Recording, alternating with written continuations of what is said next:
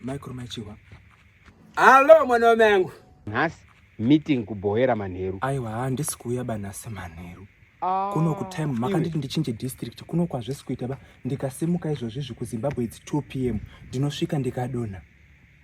Ndinoita crash landing aiwazve. Ndiri pamba pemurora. Hazviiti bandinoedzerwa ndisimumba. Kuno kukuchini mission ari kuitwa akawanda. Ndinoita crash landing muMediterranean Sea. Chimira ndigare mumba ndidzikame. Enduruzoti iwewe ndiwe head watch. Ndiri kuBrisbane mangwana. Kwazi kune meet and greet ndinonga ndiriyo ndichisangana navanhu. Kufara chaiko pachena kumbafara chaiko ndofanda. Mira ndiedze kumotsa ka 1 this time chikaramba kusimuka handisi kusimuka. Musandiedze paregister nhasi handisi kuuya kuZimbabwe. Zvakutora zvako.